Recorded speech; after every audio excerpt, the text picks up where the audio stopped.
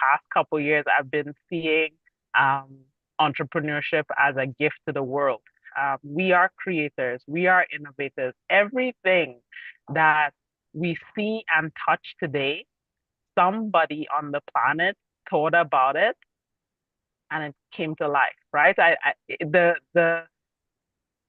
don't, the seriousness of that, like um, a couple weeks ago with Ryan's team at the Detailing Night, you know, I said, everybody go around the room in wherever you are and find an object. And so I wanted to start today with the same app. Go find an object. Just take a minute, get up from your desk. Jacqueline, I see you sitting, so I'm really looking to you. And just find an object around some other object in the room.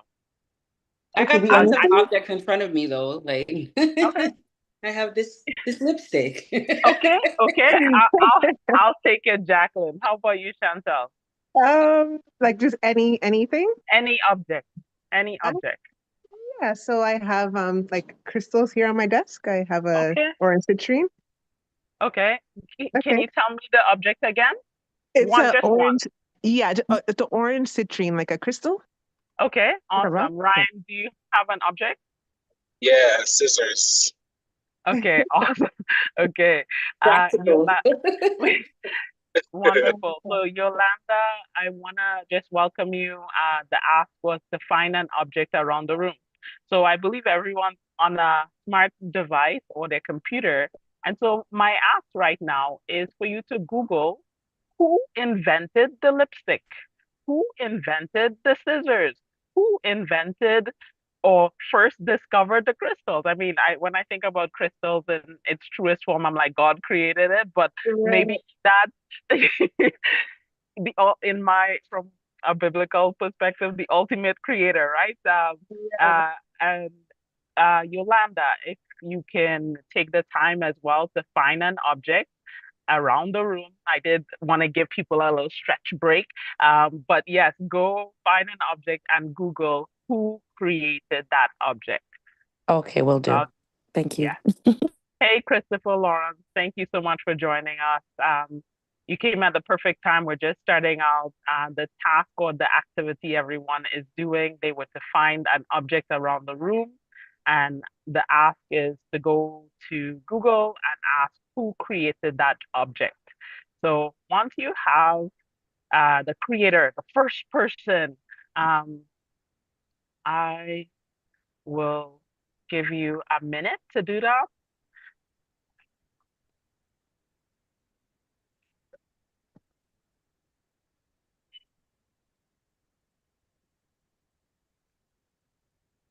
Okay. So as folks are finding out the answer to their I the thing that was created, who created it, um, I started by sharing that I asked a group of Ryan's folks at Detail Ignites who created um, those objects. And I chose at the time the golf tee. I don't know if anyone here golfs, but what I discovered when I asked Google who created the golf tee, I'm just curious, anybody knows on this call? No, I've never thought about Okay. that. So I'm just gonna do a quick share and show you what I discovered. So the golf tee was created, yes, by George Franklin Grant. And if you know who George Franklin Grant is, a black man. I had zero clue that the golf tee was created by this guy. And not only was he the inventor, but he was an African American dentist, inventor of the wooden golf tee in 1899. Um, so I was just like, whoa. And yes, today the golf tee doesn't look like what it was then, right? So some innovation, very little has happened with it, but the original creator was somebody that looked like me or looked like my dad, and I was humbled by that. So Jacqueline, you're on my screen, so I'm gonna ask you, tell us who created the lipstick. You're muted. You're muted. Yeah, I know. I always have to catch up. So it was in 1930s. It was invented by Max Factor, which is a commercial brand. I know about Max Factor. And it was a product that was put out for actresses. It was targeting Hollywood actresses. But ancient origins go to ancient Egypt, where they use natural ingredients, because it is a lip gloss, not a lipstick, actually. And they use beeswax and plant oils to create the glossy lip treatments. Um, yeah, so that's where it Hey, started. that's awesome. Thank you so much for sharing. No Chantel, I'll let you go next. Sure. So let's see.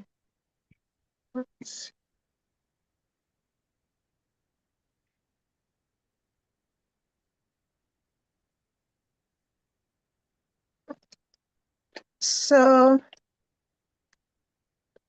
no single person discovered crystals, but the earliest known use of crystals goes back to 30,000 years ago with the Sumerian civilization, Egyptians, and ancient Chinese civilizations. Okay, awesome. Thank you. That's good to know, right? Hey, you see that rock in the ground? What is it good for? Like, somebody did something, discovered it and used it. So that's really impressive. Ryan, how about your scissors? Yes, it's saying dating back to ancient Egypt as well. They can't put it onto one person, but they started using, I guess, elements that would later be known as modern day scissors. If I was Hey, to hazard a guess, I'll say Imhotep. He invented it. hey, that's awesome. Thank you so much for sharing, Ryan. Yolanda, were you able to find an item and the inventor of that item? Yolanda, if you're speaking, you're muted. And then Christopher, I'm gonna come over to you next. Sorry about that. My phone was not functioning Hey, too no well. worries. So I'm just jumping in, and I decided I'm in my room and I looked at the curtain rod, and so I just said, okay, who invented the curtain rod? And it was an African American inventor named Samuel Scottron. He's credited with inventing the curtain rod in 1892, Oh, and he secured a patent for it for household items that are adjustable windows and cornices. Yeah, that so I is didn't awesome. even know. I didn't even know that. I just, Very cool. I just learned yeah, something new today. yeah, What? Yes, yes. I think we're And seeing a pattern. Who are the yeah, inventors of the world? yeah. trust me, right? That we're there. We're leaders, people, and I think sometimes we miss that, right? So yeah, Yolanda, I will honestly say I'm gonna go home and tell my mom about this because I mean something we take for granted today, right? Like, so amazing. Christopher, what did you find and who created it? And again, if you are talking, you are muted, Christopher. So I did a deep dive as to who created French fries, and Ooh. apparently it's a dispute between somebody in Belgium and France. So, yeah, I'm still searching. Oh, wow. The dispute? Nice. Hey, hey, but I love that one, Christopher, because what actually happened? I don't know if about you and your journey on this planet thus far, but have you ever I wish I see a problem and I think of an idea, and then a couple weeks later you see the thing. And so what that tells me, again, I believe that God opens our eyes to opportunities all around, and only sometimes a few of us or one of us take advantage of that opportunity, right? So if both people had oh, you know, listen, let them dispute over it. I'll keep eating it. But it is truly amazing. And as I said, I do truly believe that entrepreneurs, we are the great one. All people are gifts, right?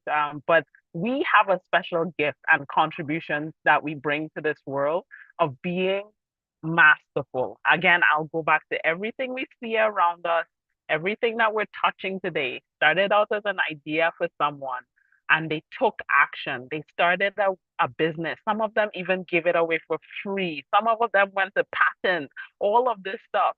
But the truth is, it started as an idea. And today we're going to be talking about your big idea. Um, Yolanda and Christopher. Christopher, I know about your business. Maybe you're talking about another business, but if you could just quickly introduce yourself, and I'll give everyone a chance. We're a pretty small group today. Just, yourself, name of your company, and what is the solution, the problem and the solution that you're solving for, right? Because that's really important when we're talking about clarifying our idea. And then we have to know, hey, I'm solving a real world problem, or there is a demand for what you want to create. So what is that? So don't get bogged down by the word problem. It could be a problem, desire, want, need, anything in that category there. But then let's identify the need and then the solution. Christopher, I'm gonna start with you, and then I will move to Yolanda, and then Chantal, Jacqueline, and Ryan. Okay, so I'm a proud owner of two companies. One that's a marketing, advertising, and printing company, and the other that's an employment and career counseling company. But what I'm working on right now is my personal brand, and I'm still sifting through what problems I'm trying to solve with that. Okay, awesome, awesome. Thanks for sharing, Christopher. Yolanda.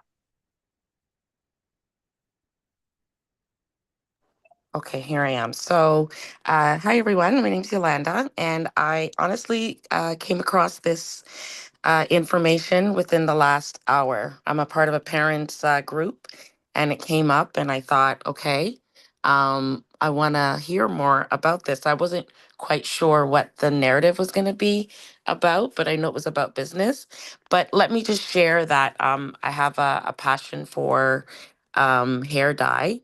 It started for me with experiencing hair loss of my own because of just stress, probably perimenopausal, and over dying as well. So I've been in and out of the natural hair journey, and so I decided to commit to just being completely natural since the pandemic. And so I went on a journey where I had to regrow my hair, and so I have a passion for dyeing with henna.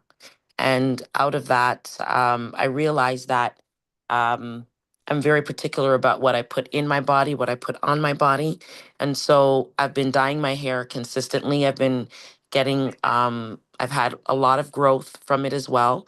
I often use different like ingredients like vegetables or fruits in order to get the color that I want. So I'm still in the phase of I guess you could say just like underwriting, analyzing, writing down my information. So I don't have anything patent, but I'm an enthusiast. So I'm just looking for um I guess you could say just like a push.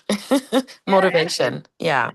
you are definitely in the right space, and I think today's topic, I think I mean, it sounds like you're already finessing and doing the thing, right? And Yeah. you're doing the right thing. I shared in one of our previous sessions, like I have worked with entrepreneurs who have mortgaged their house, who have put out capital that all of their life savings without going through that process of testing and engaging with the market. And there is a true need for what you're doing, right? People are looking to alternatives from traditional dyeing, that process as well. So um, keep going, keep going. You're doing a great job so far. Thank I'm you. excited to see. Um, my mom is graying, and she's always taking she hasn't done any dyeing in that way. I think she's too afraid. Or I think she did it once and her hair turned orange and it was not what she wanted. And now she's like marking up her head with like almost mascara like thing. And I'm like, Yeah, mommy, what yeah, are you doing? You know? yeah. So I'm But very particular, sensitive about like what we're putting on our bodies because especially with our hair, we go through a lot of changes and shifts within our bodies. And so therefore it could come out in our hair, perhaps sometimes falling out.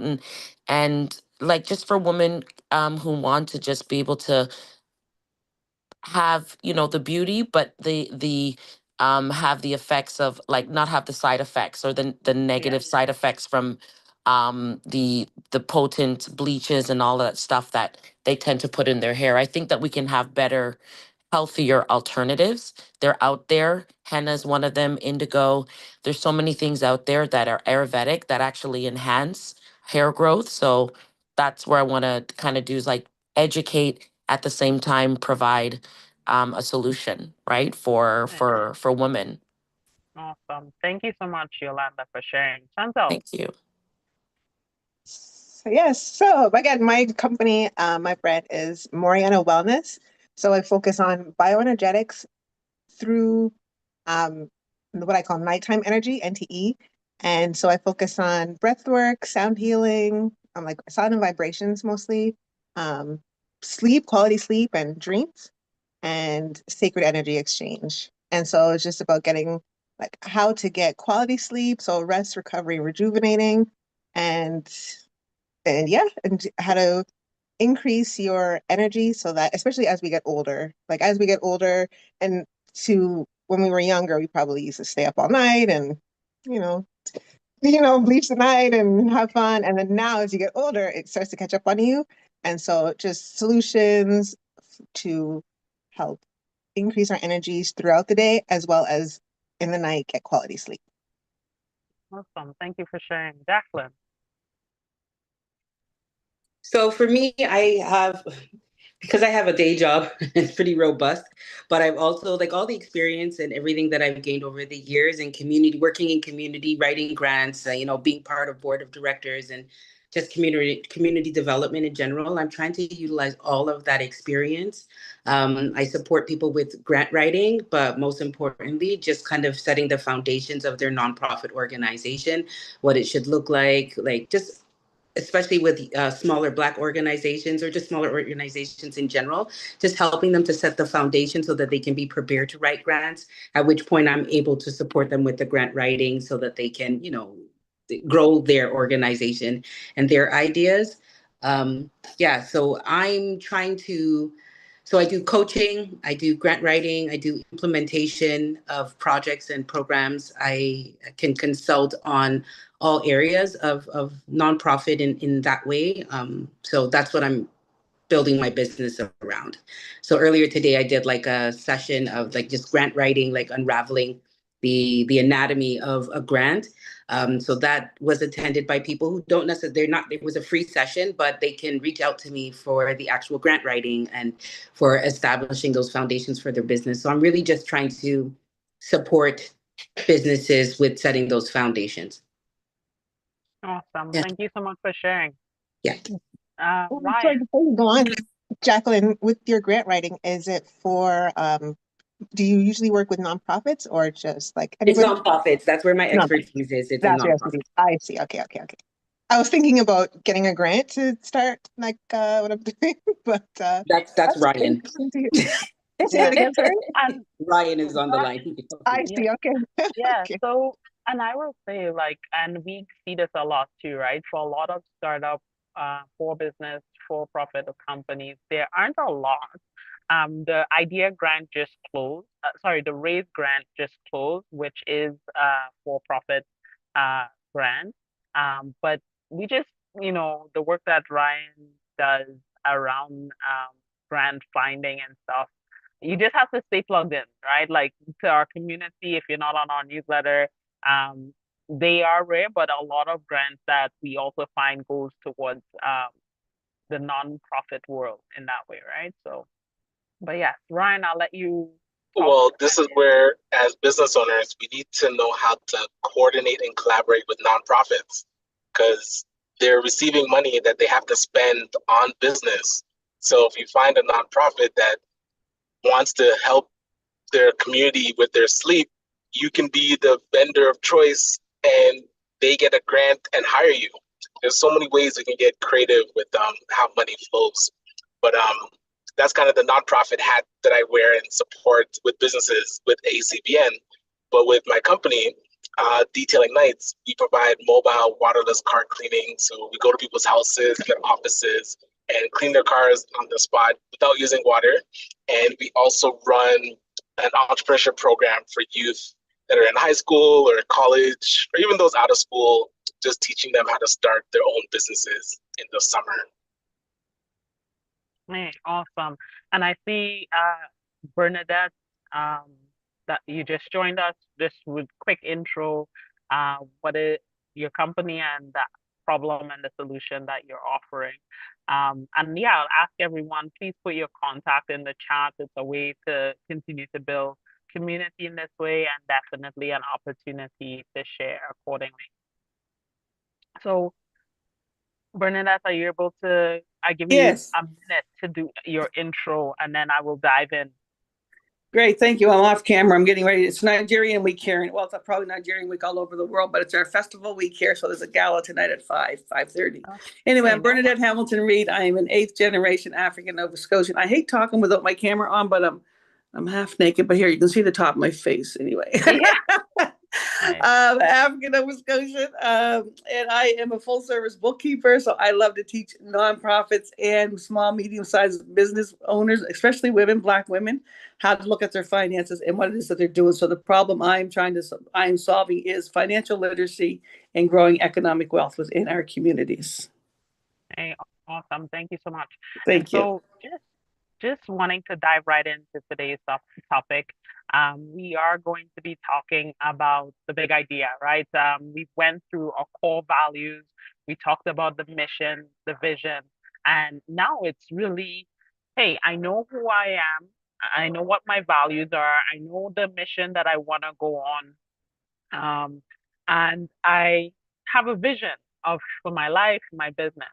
And so this is where we're coming back to, what is that idea, the value that we're bringing to the marketplace tied to, right? And so looking at where we are, I just want to identify that, I am currently in Guelph, and all of Canada was first and foremost Indigenous people's land.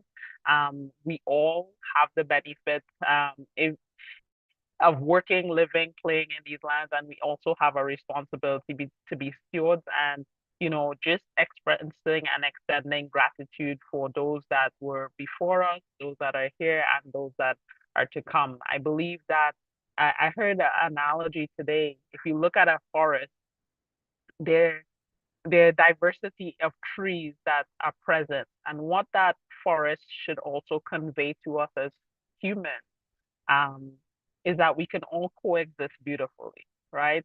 And I feel as though, and if you know anything about the Indigenous people's history, in many ways, there are some connections to the Afrocentric history as well.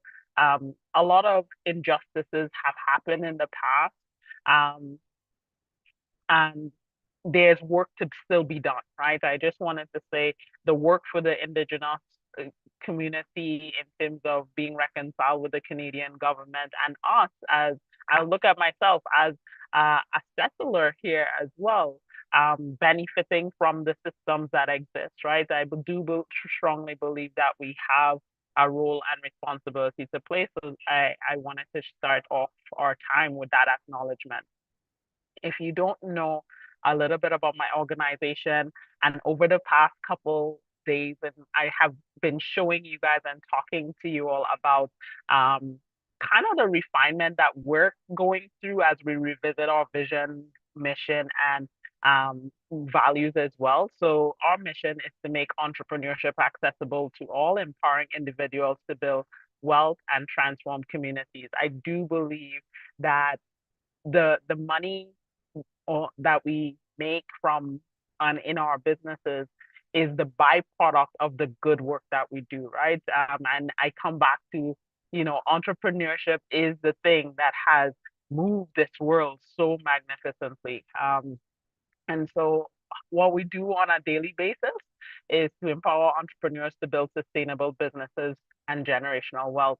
And this session is an example of that. Our focus, one of our internal pillars is around capacity building, bringing education to entrepreneurs. And if you've been running your business 100 years, I just say that, you know, exaggerating it, Lee.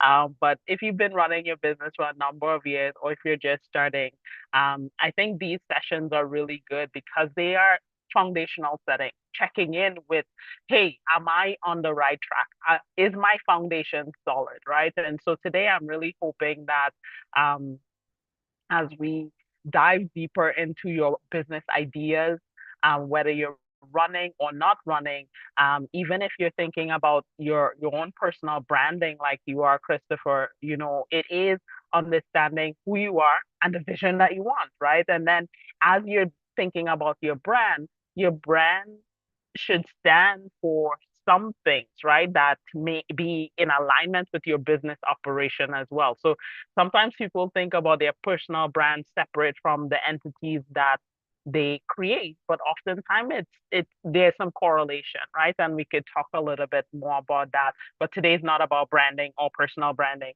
but it's connected, right? And so these are some of our core values that we embody here, really leading integrity in leadership, innovation with purpose, fun epical experiences. Fun epical is my word. Fun and epic combined for great or small, impactful, and memorable experiences. Sustainable growth, empowerment through action, for community first, and excellence without limits. If you're not familiar, and I really love what Ryan just shared, right? Sometimes as business owners, we just think linear. And I think just, it's funny, I actually did my undergrad here at the University of Guelph in international development. So I think from the jump, I've always had community first. I've been connected to Rotary, and hence the reason I'm here. The mission and mandate about Rotary is service about self. So definitely always looking at the world from an impact lens from a very young age. And so the United Nations have established 17, they call it wicked problems or problems that need to be solved, right? And our company identifies with three, but when I look at it, I'm like, entrepreneurship touches all of them, right? But you want to narrow your focus. So industry and innovation, infrastructure, goal number 9. Number 10 looks at reducing inequalities, and number 17 looks at partnership for the goal. And so Ryan shared, hey, if you're a for-profit business, is there something or a method or a different way of doing business where you could think about which social like nonprofit organization or social entity exists that you could potentially partner with to do greater good. So it's not just about running a traditional business. Oftentimes I talk about social enterprises, and that's really where your focus is. Hey, I have a social issue or thing that I want to tackle while running a sustainable business around it. And I think detailing nights is a good example of that, right? Ryan, I don't know if you've ever had your car cleaned by detailing nights. If you haven't, please do. The first time I saw it, I was like, what? So Ryan uses a plant-based solution to clean an entire car. When you think about that from an environmental standpoint, to clean a car is like 100 liters of water, they say on average, that goes down the drain. Now we're using an eco-based, eco-friendly product that can give you a nice clean and shine as well. It was surreal. It still shocks me every time I see it. But that would be an example of it. More so, so he now has a product that can do some environmental good. There's a business around it, and he's also, as he mentioned, the youth entrepreneurship component, right? So looking at ways in which he can also give back, invest in community. And I know, having worked with Ryan at Detailing Nights, when I saw that not only in words or in writing, but in action, working with youth coming out of detention, giving them second chances, working with high school youth, it is transformative, right? And so it is important for us to understand that we don't have to do business in the traditional sense, even if you're a nonprofit. Um, and Jacqueline, maybe you could even speak to this more for the nonprofit community, but a lot of funding is going towards nonprofits with a social impact lens, right? They are doing that. They have to demonstrate, or the government also wants to see that demonstration of you being able to sustain your own operations at some point. So isn't it greater to and more how fitting to have for-profit business saying, hey, we want to access capital that the government is leveraging. The nonprofit is saying, we want to access the capital, but they want sustainability, and we don't know anything about business per se. How about you two have a conversation, right? And transformation is happening. People are doing businesses differently, and that's really what we want to encourage in this space. And so, if you don't know myself, my face is there. I also just recently did a chop of my hair. I had extensions at that point, but yeah, the natural way is good, and embracing that as well. But I am the founder of Empowered Bags. There's some other initiatives that I focus on. A lot of my passion, apart from the nature and traveling stuff that I do, I I truly love entrepreneurship. And so, as one of the co-founders of the Afro-Caribbean Business Network as well, if you're not connected there, we are, I think, our vision continues to expand and grow. We're on mission for our own organization to be more sustainable, in addition to making sure that we can offer capital to our community in this way. So if you are looking to get access to a loan, we have a loan readiness program that you could take advantage of to learn about being prepared, being positioned well, to take charge in those ways. So a little bit more about myself. I say as when I was 16, my mantra became I want to make a difference locally and internationally. And I'm really proud to say that I get to live my mantra on a daily basis. So just to dive right in, and I know time, it, I have a lot of slides. We probably would not get through them all today, but I will be sharing these with you all because I think it's important as we evaluate what our business is, right? People oftentimes come to me and say, Chris, where is my idea good? And I say, I'm not the one to answer that. The market has to, right?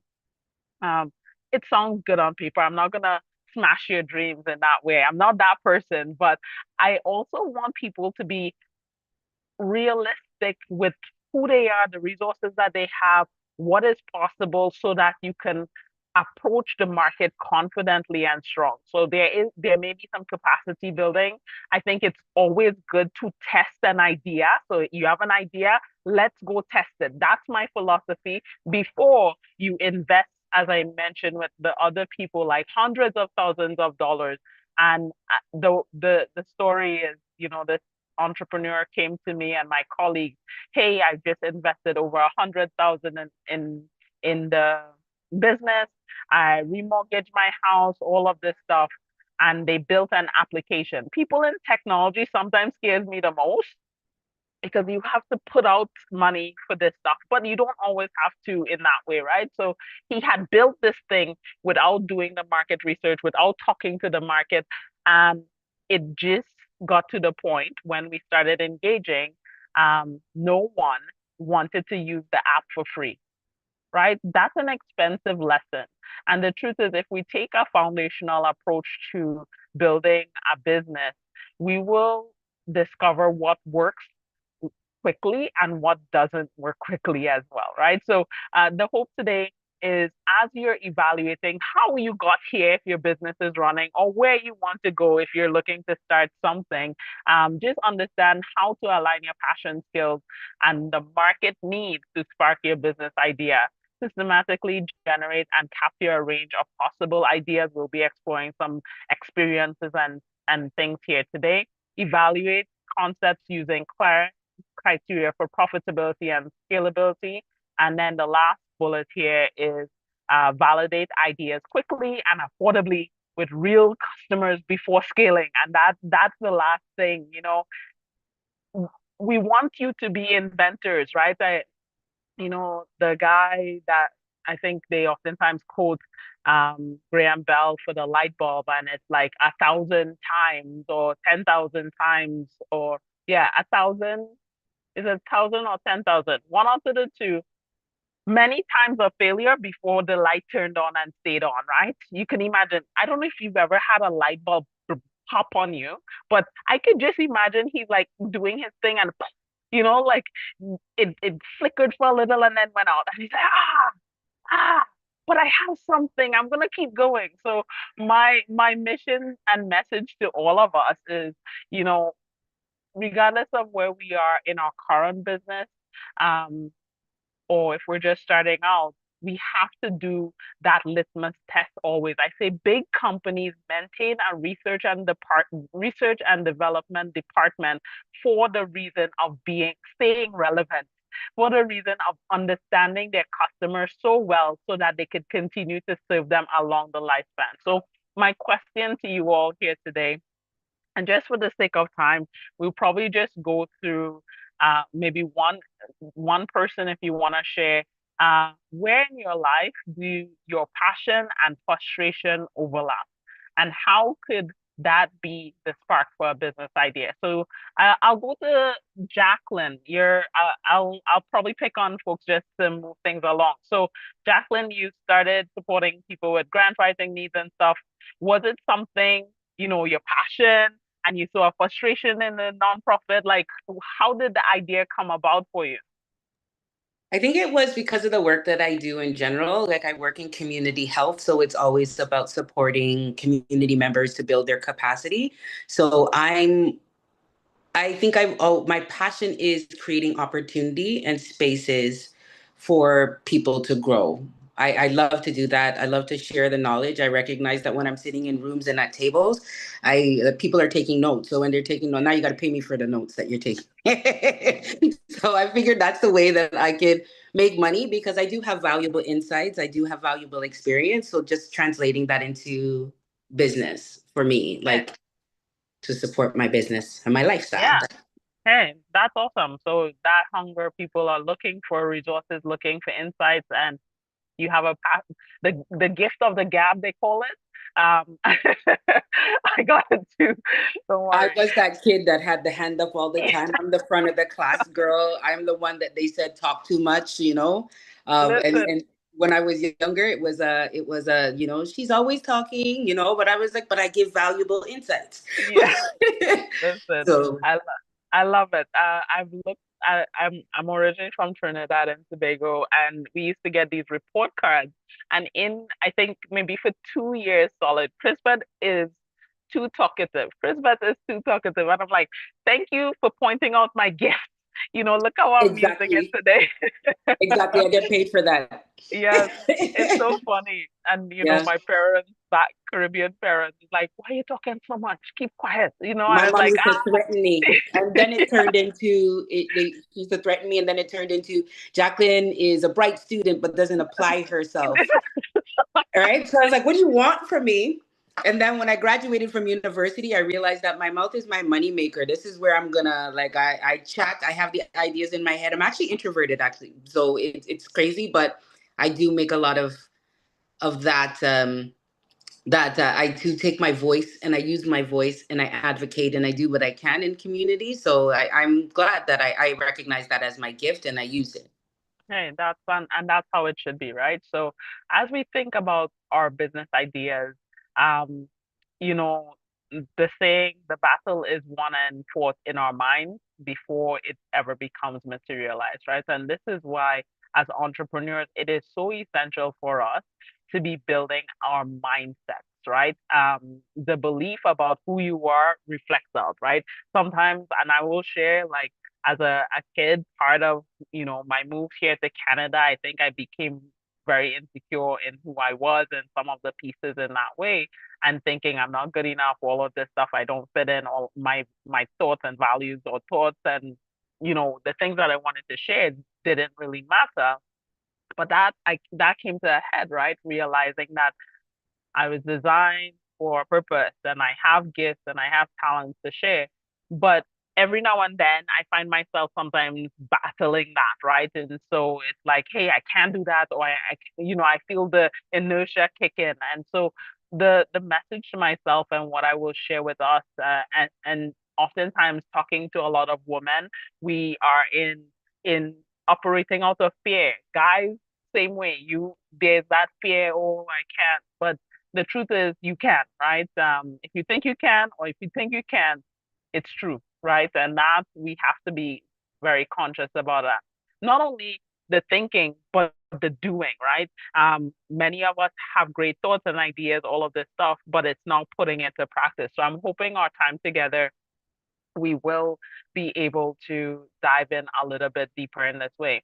So with ideas, I wanted to start with this understanding, and I believe you can see my full screen. So um, ownership matters, right? And that's because, hey, it's our idea. I don't know if you've ever bought any stock, but I remember in the pandemic, I started investing for myself through Wealth Simple and stuff. I had a portfolio elsewhere, but to actually kind of be learning and being in tune. Yo, I own a piece of Tesla. And I remember telling Ryan, I was like, man, my stock went up. I own this. They're sending me shares, stuff, all of this stuff. Ownership matters, people. This is what I wanted to say. And so with our businesses, with our lives, ultimately, right? We are in the driver's seat, right? If you're a person of faith or you have belief, you're doing this with God. You're coexisting, you're co-controlling. But the beautiful thing is we have liberty to guide and make decisions, right? I was sharing earlier before some of you all came on.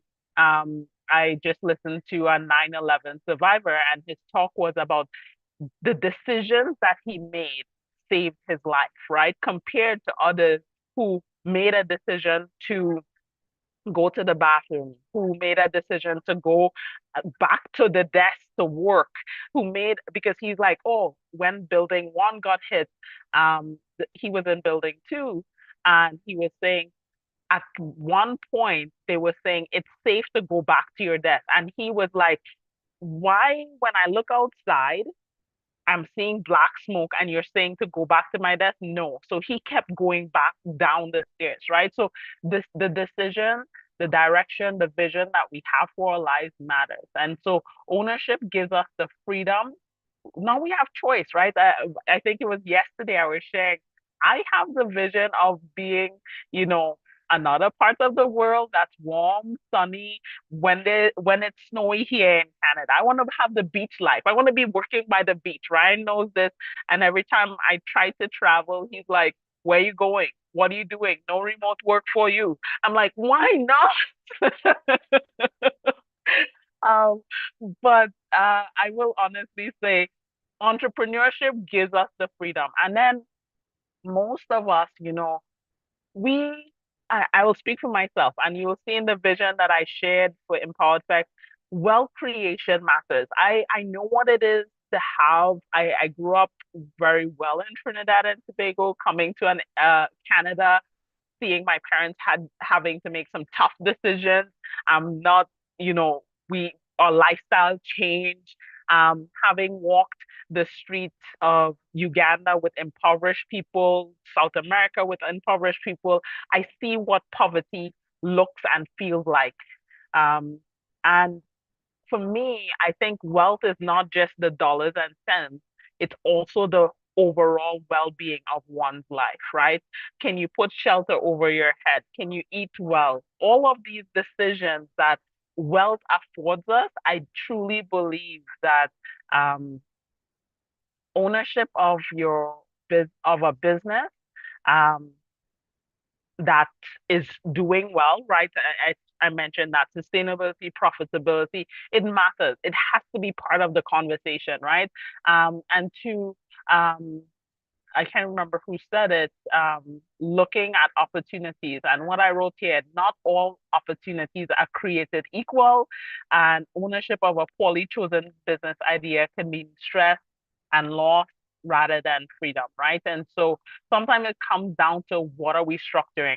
And if you know anything about my story, I always say When I was sick in the early days of my business was sick. When I was traveling on vacation, I needed to tap out for a little bit. My business was on vacation. And I did read a book by Michael Gerber called The E-Myth. I recommend it to all entrepreneurs that I coach with.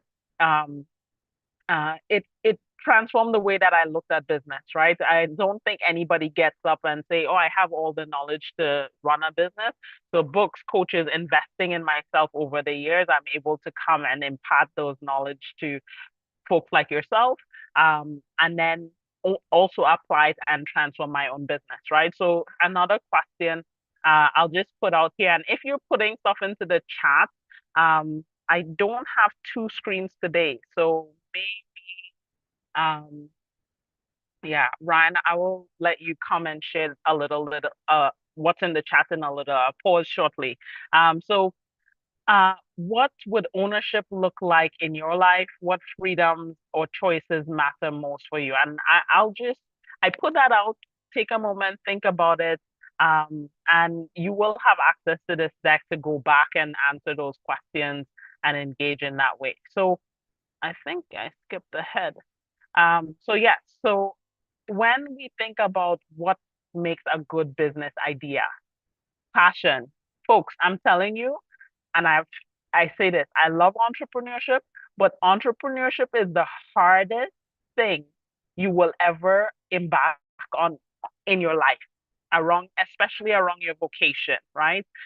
If you're saying, I want to step into this business ownership space, it does require you to have fuel for this lifelong journey. It's personal development, at its highest peak, right? And that's from my own lived experience, from the stories that I've heard from other entrepreneurs. And so when I said that fuel is passion, because guess what? There are going to be days that you're doing things that you don't want to do, right? That has to be done. There's going to be sleepless nights. So at that point, please call. I'm looking at the names here in the chat again. Please call Chantel when you need, help sleeping through the nights in that way. You want to go on vacation and you're like, no, I can't make those. You're making new sacrifices, new pain points, new stressors. Um, so by choosing the business idea, you want to make sure that the passion, the belief, the why, the reason why you're doing what you're doing can be the thing that carries through you those wilderness seasons, those dry seasons, those difficult seasons, right?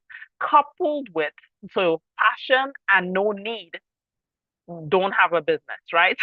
I would say that the need, when we talk about the need, is looking at the the challenges, the demands, the problems, the pain points in the marketplace.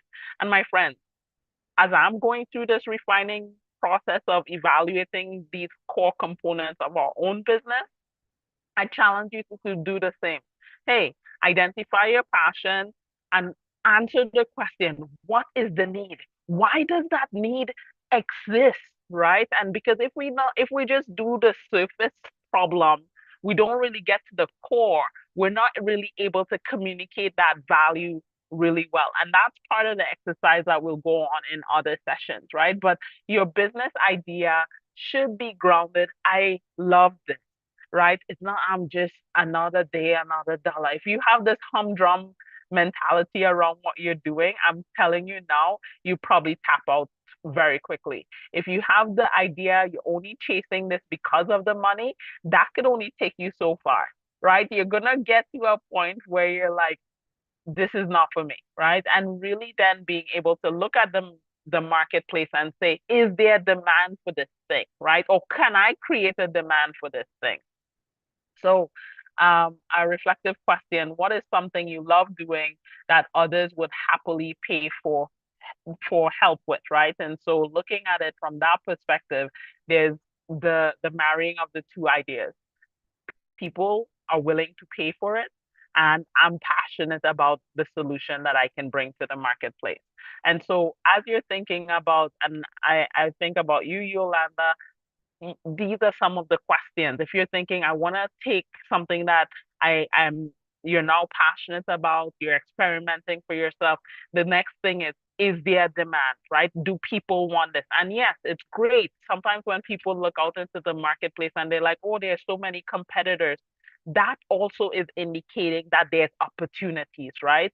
If we think about, I mean, Amazon, you know, very positioned well. They have a huge market share around, you know, delivering goods and not services, but goods and items and stuff in that way. They probably have a division for services coming soon, I'm sure. But delivering packages to your home compared to Canada Post, people like there's a huge market share. But guess what? Canada Post still has relevance, right? I mean, they're doing mail specific, but if you look at they're in the same industry, but there's opportunities. My point for sharing that is to say there is a space for you. Can you find your footing and space in the industry? I'm sure, Jacqueline, as you think about grant writers, there's lots of grant writers as well. But there is space for you at the table. There's an opportunity for you to capture some of the market share. So never be intimidated by competitors. How I leverage competitors is I oftentimes say, is there a way that we can potentially work together? One, and I just look at stuff they may be doing well and leverage that for sparking new ideas on how we can improve. Great. And then I keep in my lane. I know what my value is. I know where we want to go and keep building momentum. But don't be discouraged when if you're not converting in terms of client acquisition and things. I invite you to look at your business holistically. And over these next couple of days, you will see that we are giving you that holistic perspective around your business so that you can restructure or structure in a way that you can begin engaging them in the marketplace more effectively. So I actually had the privilege to go to Japan this past year, and I've known about Ikigai for a number of years. I love the Japanese culture, and I share this. And if you're not familiar with the Ikigai, it's really an understanding about purpose. I think when I went to Ogimi, which is a Centurion village, and that's also one of the things that fascinate me. They have a lot of elderly, and I want to live. I used to say until 124, you know, but I want to be all intact, you know, faculty, not achy. And I just realized I'm like, where's this pain, new pain, you know? As you begin to age, things start changing in your body, right? But um, what I found in Japan, people are still living well because this inner, I have a reason for being, I have a purpose for being here, right? And I want to just impart this kind of framework to you all, to just invite you when you're thinking about your business. It is so essential that we find where all of these four pieces combine, right? So what you love relating to your passion, what you're good at related to your skills. And I'm telling you, friends, the question I oftentimes ask entrepreneurs is, what is in your hand, right? Like, what do you have? What is your current capacity? And even if your capacity, let's say, if we're looking at a scale from 1 to 10, your capacity is at 4, it doesn't mean that you cannot do the business, right? I oftentimes ask the question, do you know who owns hospitals? I'll just drop that in. Anybody could answer. Who typically owns hospitals? You could unmute and share. Anybody? Who typically owns hospitals?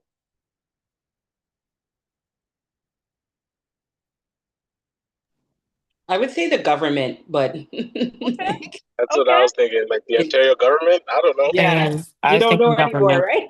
I see a Yeah, big donor wall at some of these hospitals. Yeah, But I yeah. think I think on the Right? other side of the US, you know, it's different, right? Because yeah, they have it's privatized. So I guess you could say invested, you know, people who have investments, I guess, are yes, private yes. investors. Yeah. Yeah, so in Canada, yes, the government, but yes, there's a lot of private funds and foundations and things. But yes, in the US, it it's not the doctors. Oftentimes, it's businessmen and women, investors who know, let's go with know nothing about the healthcare. All they know that people are sick and there's an opportunity. I need to connect doctors to the sick people, money, right? For those guys. And so my question to you is don't just look at your own skill and say, this is the reason why you shouldn't. I'm saying you could do it with by leveraging other people's resources and skills as well. And tools, more so, we're moving into this world of AI. The tool liberty is amazing, right? And it's only going to get more advanced and things like that. So the other one here is what the world needs. We have to be in problem solving mode, right? And this is part of how we remain relevant. Here it is, Jacqueline, I'm going to use you as an example. You supported an organization to get a grant. They're really happy, and then you're saying, okay, yes, you got this one grant, but what's next for you? You're talking about capacity development. So you're not only looking at, and the problem with most of us is that we look at customers as that one-time thing. Bye, thank you very much. But I love what Michelle Romanoff from the Dragon Den said. Your next best customer is the one you currently have, right? And so you have to understand their needs because the needs change, it evolves. Can you serve them? Can you cross sell? Can you upsell to be able to? Who can you? I go back to Ryan's thing. Who can you partner with that you could still work with that person, right? That's in alignment with your vision and mission, all of those things. And what can you be paid for? Folks, we are not running a nonprofit where we're saying, gimme, gimme, gimme. As business owners, we have to factor in the profitability of being compensated for the value that we're bringing to the marketplace. So the question is, are people, I go back, ready, willing, and able to pay? And if they're not, we there's some work to be done. I think Yolanda, you mentioned you want to educate people. I oftentimes challenge entrepreneurs who say, I understand I have to educate my people about it. That's a lot of work, time, energy, and money to educate people, right? To tell them you need this because it's good for you. You have to go out and find the people who understand they have a problem, who's looking for solutions. It's a much better and easier sell than somebody you're now saying, you're dyeing your hair with chemicals? Do you know what that does for your brain cells? That's a whole lot of work, right?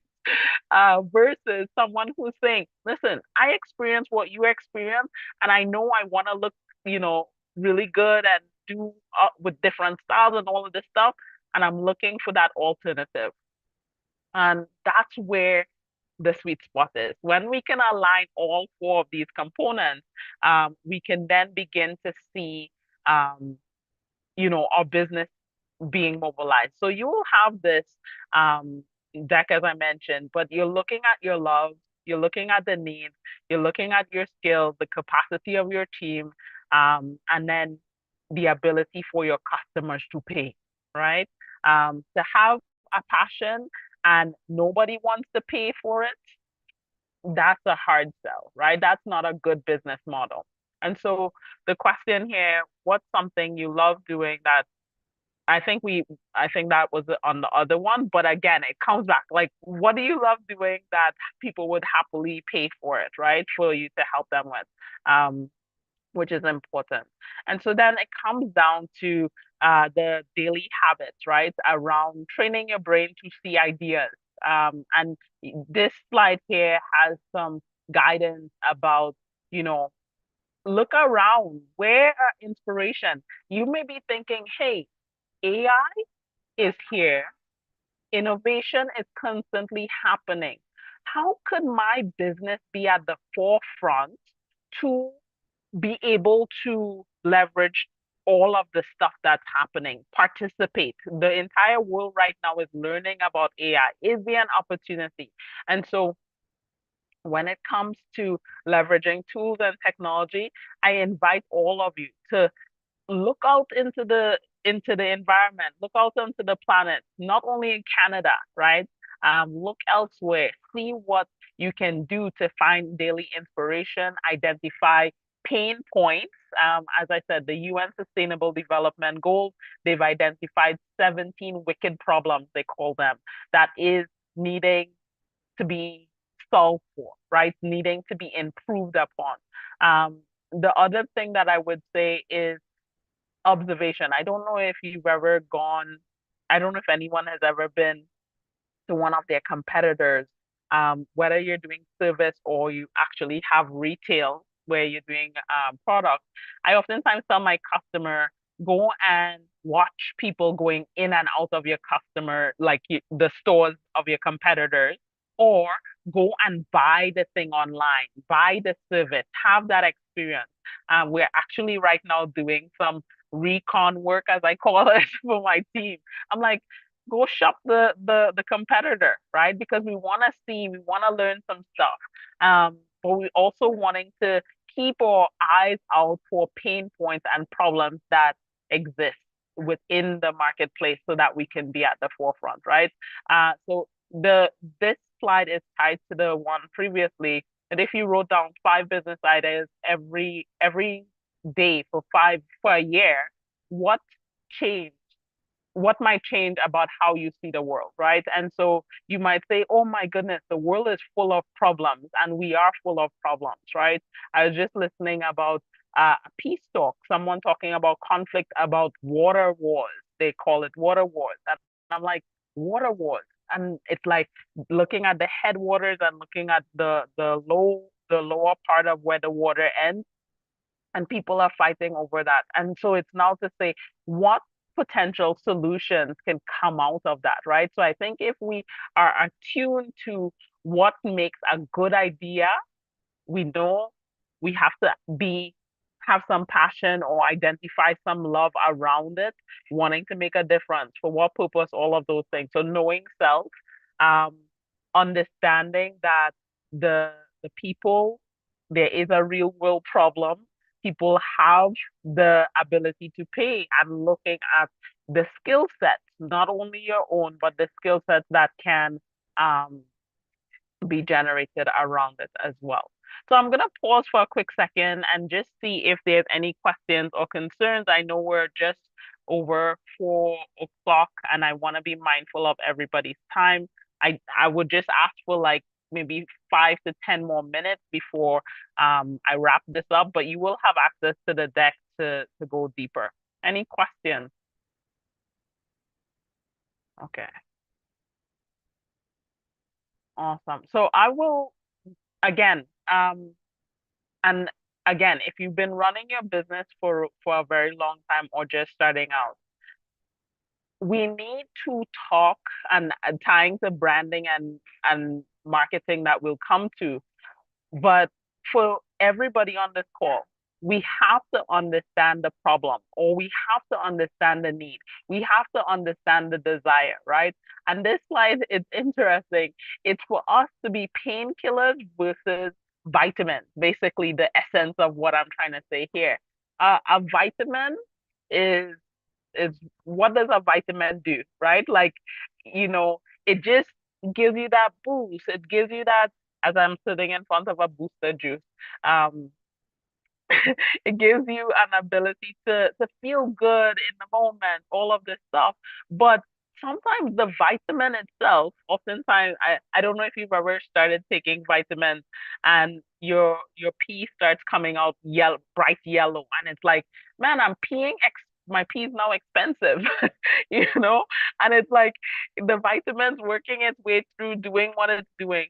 Versus if we're talking about painkillers, the painkiller is like, you got a problem, out, get out, fighting that pain in a very here now reactive, proactive way, right? It's not about let's gradually solve this. It's about let's get addressing this core problem that you might be affected with, right?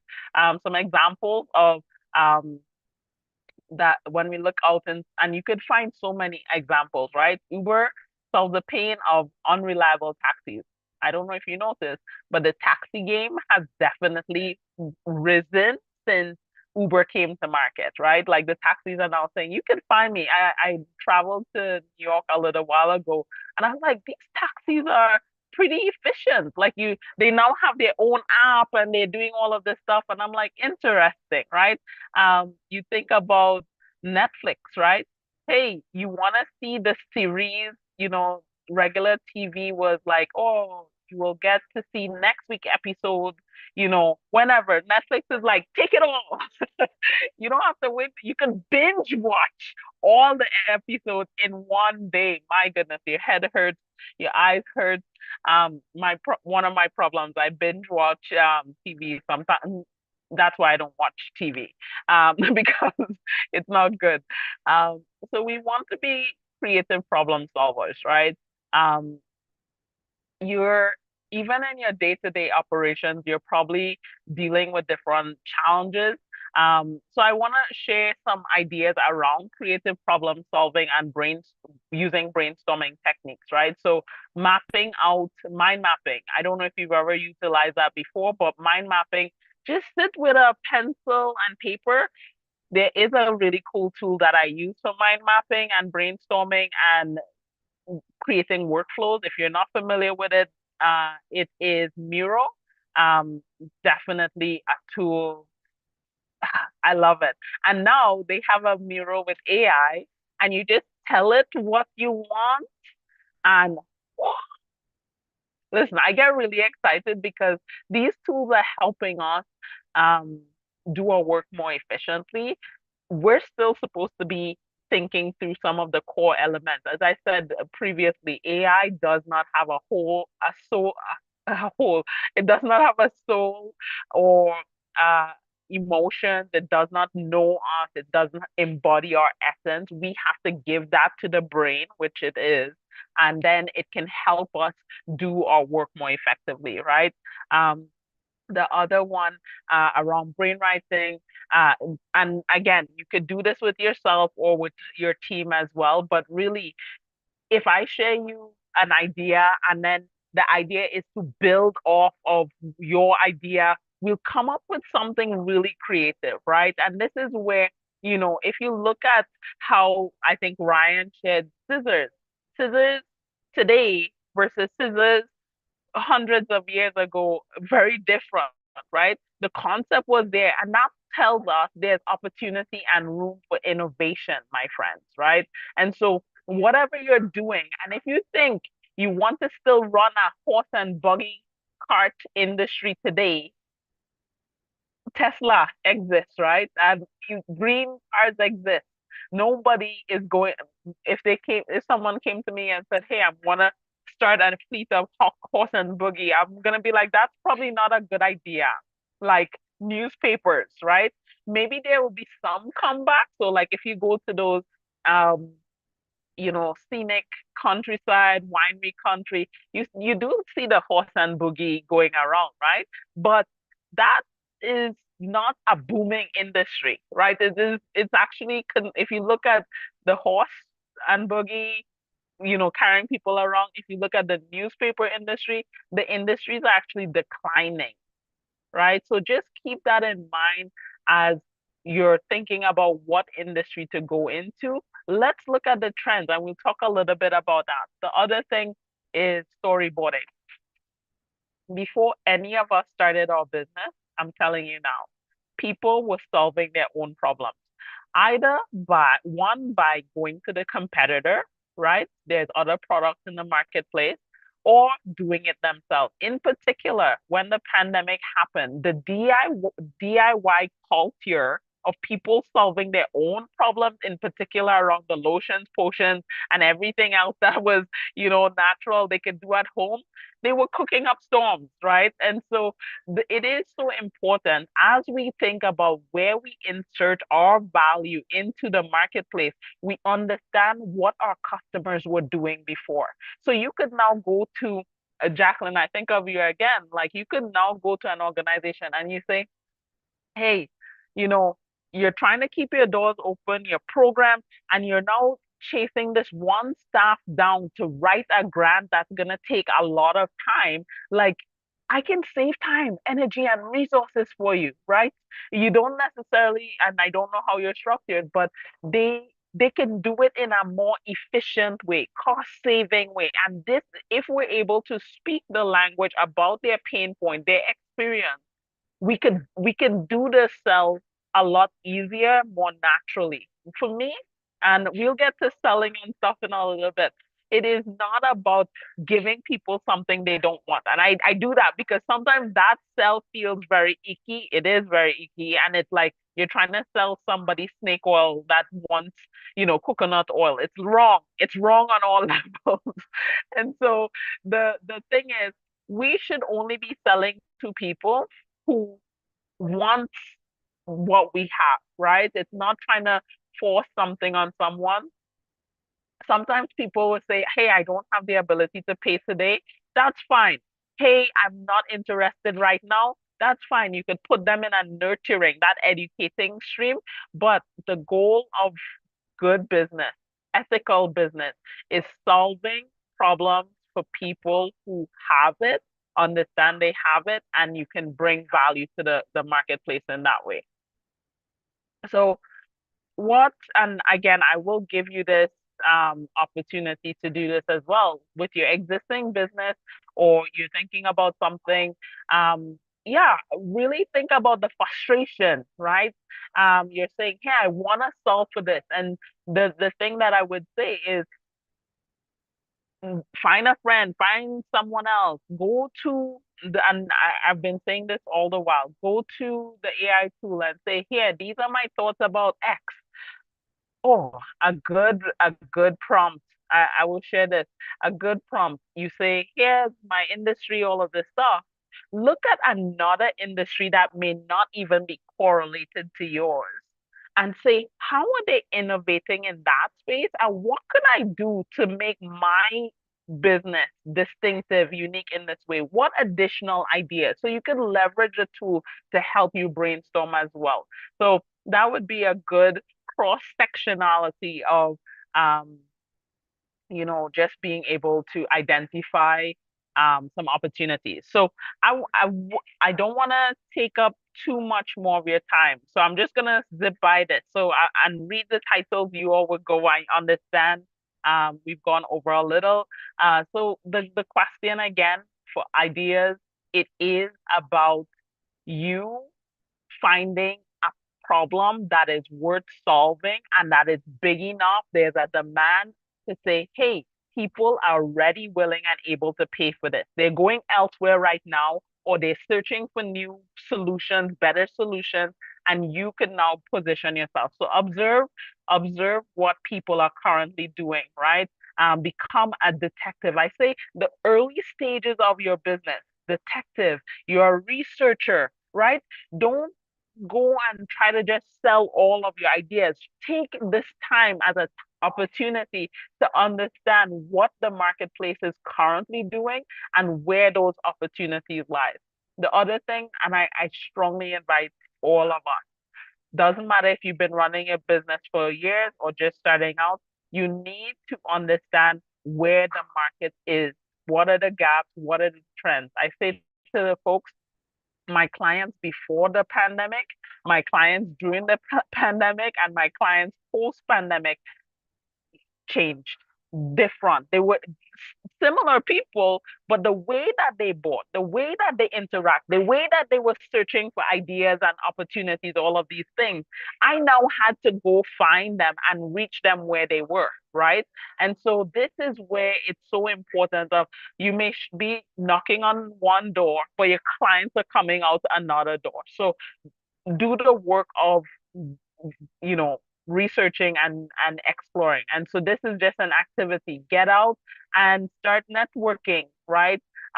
You may not be a full-on business owner, but it's beautiful. Yolanda, you showed up here yet today and you're able to start networking. Hey, who else is in the entrepreneur space? Maybe they know something. I can get access to resources, support, all of these things, right? But really take the time to leave your four walls, whether physically or virtually. You have to get out there, right? So spot spotting the gaps, and trends, looking ahead, not behind. I would say, in addition to, if you were to look behind for the purpose of how did people react before, noted, and then really anticipate where the market is going, right? And so I invite all of you to sit with that problem and who has that problem really well. The other thing, and this is where we'll end off, we have to go from idea to business, right? And the way that we do that is not by just putting $100,000 into your business idea, right? We're in ideation stage versus a full-fledged operating business. So the idea here is to test the fit, right? And so we're looking at startup cost, expertise, lifestyle fit, reoccurring revenue. Again, people want to pay, scalability and salability, right? It is, you may want to exit your company one day, maybe not, right? But it could be part of the conversation from the jump. Where are we going? We talked about that vision yesterday, right? Vision for life, vision for your business. So really taking into consideration, having that clear value proposition, what problem you're solving, looking at the market fit, who do we want to sell to? We're looking at sustainability around the revenue model, competitive advantage, and scalability. If some of us are solopreneurs and you're like, I don't want team, I don't want anything. If that's the lifestyle you want to build, understand that there are pros and cons to it. If you're saying, I want to scale beyond, and we use Ride as the last time, this kind of global perspective, you just have to know where you want to grow and flourish in those ways. The other thing, market research and that differentiation, understanding that you have the ability to know and make decisions, right? We talked about making decisions earlier, and validate with an MVP, right? MVP, most valuable player. We sometimes may think about that, but it also refers to the minimal viable product or minimal viable service, right? Either which one. But it's so necessary for us to get out and test, right? The last thing that I'll just stop sharing here. The last thing that I would share is that for the vast majority on the call, I believe that you said you're already in the market, you're selling, which is great. Sometimes if you're like me, you get the squirrel syndrome, new idea, new opportunity. Oh, I'm gonna start something new. Yeah, yeah, yeah. Bad, bad, bad. And I'll tell you, it's bad and it's good as well, right? So the bad, why I start with the bad first. The bad thing is, if you are a party of one and or in a very small team and you're operating, and let's say your revenue, I'll just use this as a reference, is less than 200,000, uh, you're you're not profitable, right? If whatever your revenue is and you're not profitable and you're saying, I'm gonna start something new, what that does is split your resources, right? So if me as an entrepreneur, and I'm guilty, I told you guys that I am my coach, the first interaction, Chris Beth, you are multi-passionate. There's pros and cons to this thing, right? And so what it does, it splits your resources, it splits your time, it splits your energy, it splits your finances, all of it. And that splitting oftentimes is a detriment to your current core business. And so the invitation is there a way to do it better? Yes, it's great to be multi-passionate. It's great to have a lot of ideas. But a better way would be understanding that maybe you need to get the key milestones before you break out into net new. Because when we start something net new, it requires a lot of time, energy, and resources to get that thing off the ground. You have to go through all of this process to do it well. And it's not just, oh, I start something and you're like, I don't have any customers coming. The truth is, if you have not set up business one properly, and it's running, remember, we want reoccurring customers, not just the one and buy, because we get into that mode of, oh, where am I going to find my next customer from? And that's not good business. We have to know where our customers are so that we keep showing up in those spaces so that we can continue to grow and flourish. Net new businesses causes a deficiency in the first if it's not running sustainably. And most importantly, if we are parties of one, that's us splitting our time. We cannot be in two places at once. Although I'm hopeful the hologram and AI brain could take, and I could show, listen, I try to be in two places at once. I get double, triple booked, and I'm like, but we're not there yet. So my invitation to all of you, whether you are starting a net new business or um, you're building your current one, evaluate these things that we've talked about today. And if you're running your business, do that pulse check. Who am I who am I selling to? What is the core problem? Am I passionate about this thing? Maybe you're just tired. You're like, I'm ready to tap out, right? Maybe there's alternatives to do it. And if you're starting net new, the invitation is put on that researcher hat intentionally and go out to the marketplace and talk to as many people. A good subset for market research, they say 35 people. And my 35 people is not, do not talk to your mother, father, auntie, uncle, or your dog, right? That does not count, or your best friend. You have to get outside of that and not, oh, I talked to somebody and they said they like it. Is that your target audience? You have to be clear, right? And so we go back to who are we serving? What is the problem they have?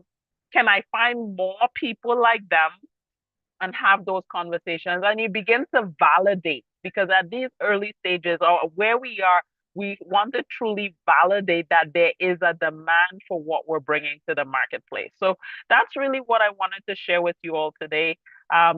Business ideas that entrepreneurs create changes and turns the world. And we tested it today, right? Everybody found a tool, a thing around, and somebody like us created it, right? And it's impressive. And so what that gives me is hope to know that I can also contribute to this world in a transformative way. And that same hope that I have for myself, you all have it as well, right? You all are making a positive difference. You have the ability to transform the way people, get money, how they get proper sleep, how they manage their money in all different ways, right? And so my message to each and every one of you is to keep going. Ask your people the questions, and then from there we will be able to do better, right? Because we're going to be talking about the harder stuff, which is about, hey, I know who I want to sell to. I know the problem. I know the solution. Sorry, I know the problem. I have a solution. Let me make an offer that is gonna say, hey, buy from me. And the question, that's the real litmus test, right?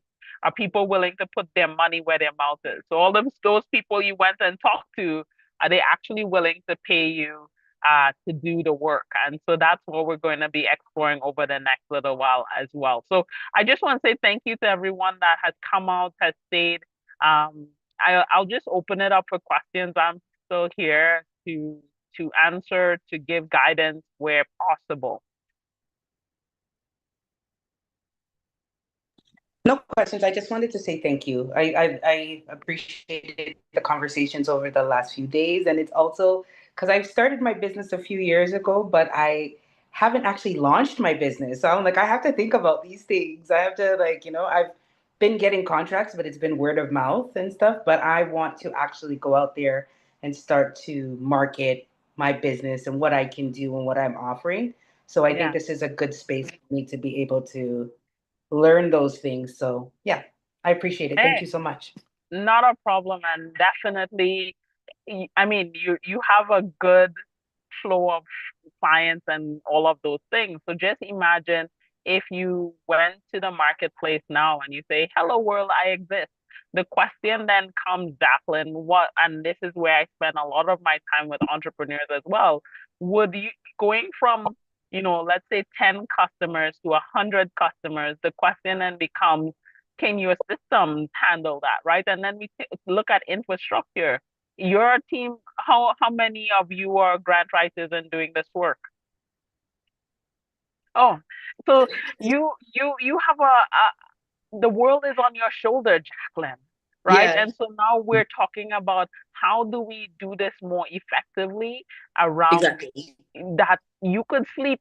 You might need to still call Chantel, but you need to sleep, eat, play, do all of the stuff. And the beautiful thing is you could structure your business in a way that it still works while you sleep, especially Yes, with tools and systems like AI. You could leverage, hey, grant writing, and even if in this stage we know the tool is not perfect yet, so I'm not hanging my hat, just say close your eye and let the tool do its thing, but it could simplify your work whereby, you know, things are written, things are drafted in ways according to your language, according to your style, the client style, but then it gives you that freedom to, you know, get the